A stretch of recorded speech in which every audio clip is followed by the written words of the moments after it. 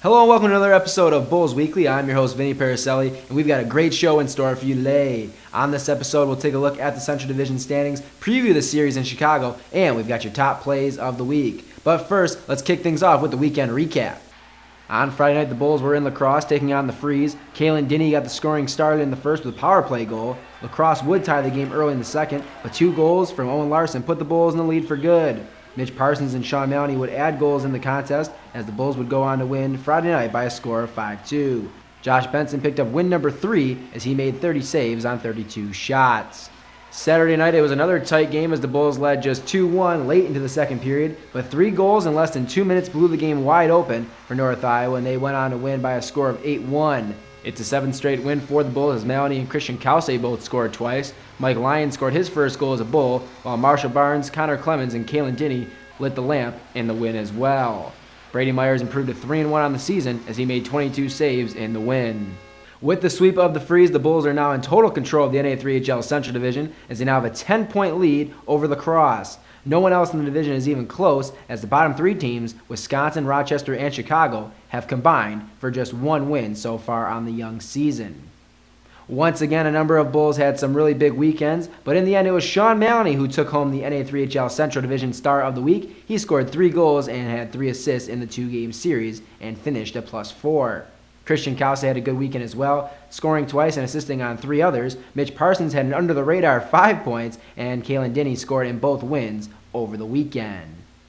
Looking ahead to this weekend, the Bulls will be in Chicago for 3 games against the Bulldogs. As we pointed out earlier in the show, the Bulldogs have yet to pick up a point this year and were blown out in all 3 contests at the barn a few weeks ago. The boys won't be taking their opponent lightly, however, as they know there are always areas to improve.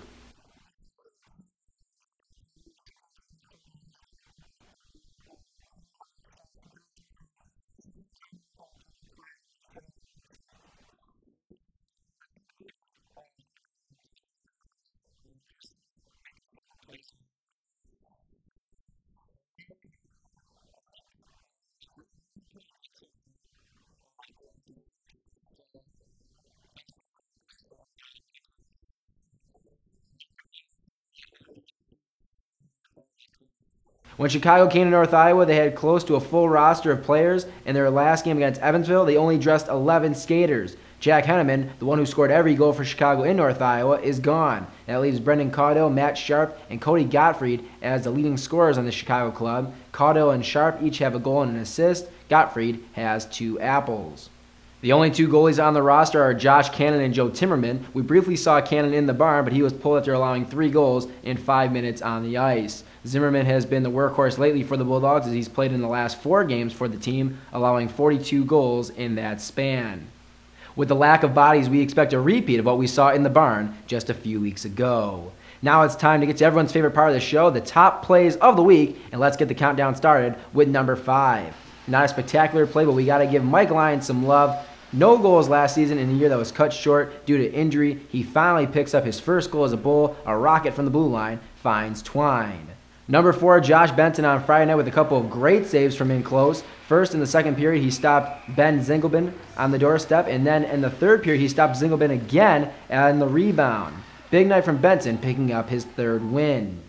Number 3, at this point, the countdown was starting to go to the backhand. First, it's Sean Maloney with the steal. Give and go with Mitch Parsons. Maloney will go to the backhand as he slides it into the empty net for his first goal of the weekend. More from him in just a moment. Number 2, also on Friday, Owen Larson takes the puck away, dances around the defender, and his backhander finds room on the short side. That was his first of 2 on the night. He scored those 15 seconds apart.